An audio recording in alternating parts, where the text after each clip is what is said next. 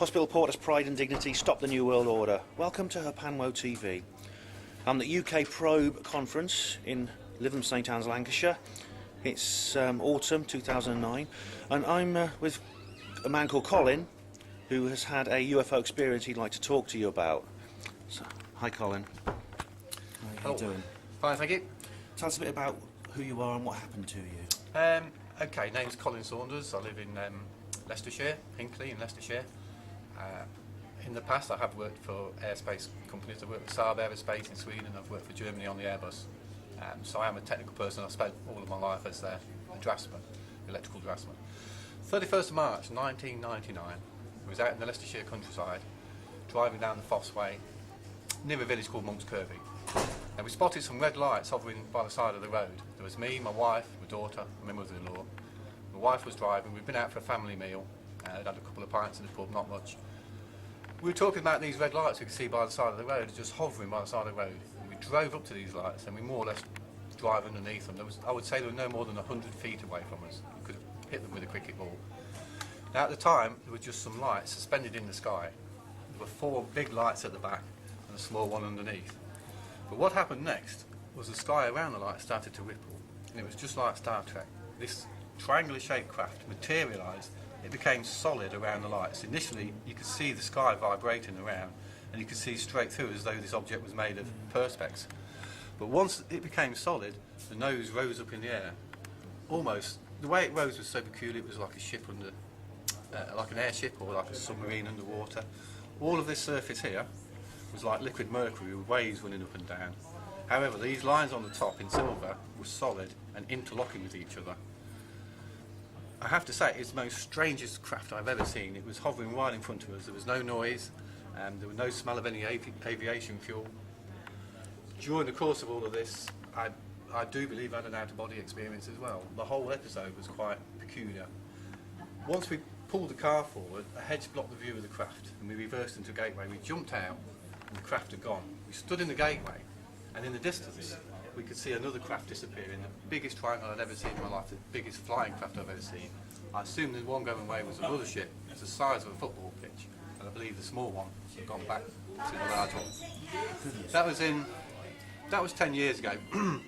Since then I've had all sorts of paranormal experiences, which I won't go into at the moment, but they're obviously all connected with sighting. Up until 10 years ago I'd had no experiences whatsoever, but since then I've had quite a lot of experiences.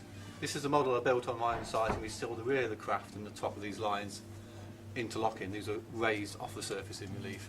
The bottom of the craft, I've taken that from a site in Belgium in the 1970s, would you believe, where a young lad in Stockis in Belgium drew the underneath of a triangle, again with these lines in relief coming off the surface interlocking. So I thought I had to take the bottom of the Belgium sighting, mix it with the top of my site and the top of the craft and the rear of the craft to make what I believe is a scale model of this particular spacecraft. What's clear is this is very different from my own sighting, where I saw an object at quite a long distance. This was clearly a close encounter. Yes, you've seen it in very intricate detail you've got here. You obviously saw it very closely. Describe the way it's moved and the way it's... Well, that's right. I'm 50 years of age now. I was 40 when the sighting took place. I've spent all of my life as a draftsman, and I've spent all of my time drawing. So for me, it was natural to draw this. This is a scale model of the correct thing. And I remembered all of the details of the interlocking lines on the surface and the lights on the back.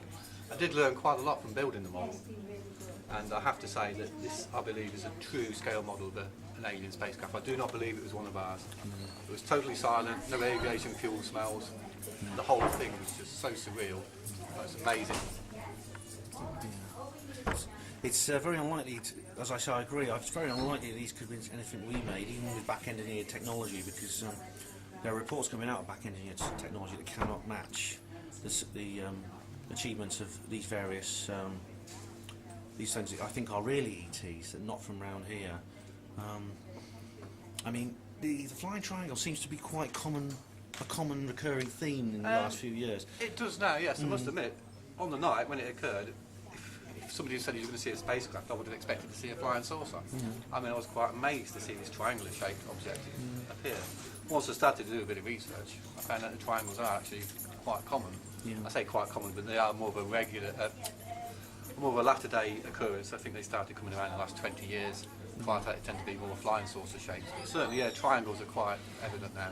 It's interesting, skeptics will always say that people started seeing flying triangles in the sky when the stealth bomber was invented, which of course is triangular in shape when looked at from underneath. That's right. But well, the F-114, the stealth fighter, for instance, that craft weighs 52,000 pounds.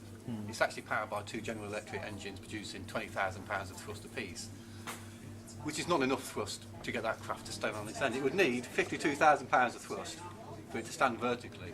I mean, the noise from that would be absolutely horrendous, and the downdraft would have blown our car over. I mean, bearing in mind this thing was only 100 feet away. I say 100 feet because I steer my friend's narrowboat around the Aspen Canal, which is 70 foot long. So when I say 100 feet, I mean 100 feet. There was no way that this was a stealth fighter. This was just totally new technology. And the stealth fighter, of course, even though the stealth fighter looks rather unusual in its shape, it still moves like any other aircraft. It has airfoil lift. You know, it turns and banks, it has ailerons and well, that's right. I've done some rudders, research into the F-114, and people I still know in Saab Aerospace and over at Airbus tell me it's a flying brick, really. It's not a craft that can even glide. If the engine stops, it's going to fall out of the sky. It needs a lot of power and a lot of avionics, a lot of computer equipment just to keep the thing flying. Because the witnesses, it's not a craft that can hover. Yeah. The witnesses I've sort of seen, I've spoken to you and I've seen other reports of others of these flying triangles definitely describe a craft that does not fly according to conventional means, does not behave like a conventional aircraft. I have to say, as I said earlier, when the nose rose in the air, it was like a submarine underwater. It floated. Now, I've searched around the internet and read lots of reports on triangles, and a lot of people say the same things. They float. They don't move in normal sort of way that a Harrier jump jet would move in real time with a lot of noise and moving in that sort of fashion. I have it described, somebody described it once, when you make a bed and you put a sheet on it, you hold the 4 corners, put the sheet down, it's trapped with air, and it slowly sinks down onto the bed. That's how people have described the manoeuvres of these triangular craft. And that's certainly what we witnessed on that night. Yeah. Well, that's real. It's quite an achievement making this model and everything, getting the word out like this is a good thing you're doing, and you know, well done for speaking out on this. And yes, thanks so much. I think we need to make people aware of what's going on. I mean, I have had other paranormal experiences since this, and I've seen other craft. This was the big one 10 years ago. I had nothing prior to that, but I've had other experiences since then. So now I do know that this paranormal world exists, and I do believe that ET is here. I believe they're using dimensions to get here as well. Yeah, that's right. It's amazing because I was talking to someone in a social club at my hospital just a couple of days ago, and they were saying they're not the sort of person I'd normally think of as being interested in these kind of things. As soon as they realised that I was, they immediately came out with a whole load of ghost stories that they'd encountered, you know, some of which sort of made a lot of sense to me. And I think it seems that paranormal encounters are actually more common than UFO. we're meant to. Well, paranormal encounters, all UFOs, ghosts, all kinds of paranormal phenomena are more common than officially we've thought of. They're not rare. Yes. I actually suspect that a lot of them go unreported. I've been on TV several times now. Back in my hometown of Hinckley, people know me for the UFO involvement. And I have a lot of people come up and tell me the things that they've seen. It's amazing how many people in my own small town have had experiences, not with UFOs. Some of them are UFOs, others are ghosts, balls of light, all sorts of things. But there must be 90% of people I talk to have had some experience or another. I've had nobody really knock me for this, you know, and people are interested in the subject, and I find it quite warming that people are open with me about the subject. Yeah, all right. Well, thank you very much for talking to Hapanmo TV, Colin. It's Okay. it's very much appreciated. No problem. Let's get out there and spread the word. Yeah. That was Colin, who's seen UFOs. Don't think for one second that these things are not regularly seen, because they are. They're common. And to quote Paul Hellyer, the Right Honourable Paul Hellyer MP, the Canadian Defence Minister, they're as common as the aircraft that fly above our head. Hospital Porters, pride and dignity, stop the New World Order.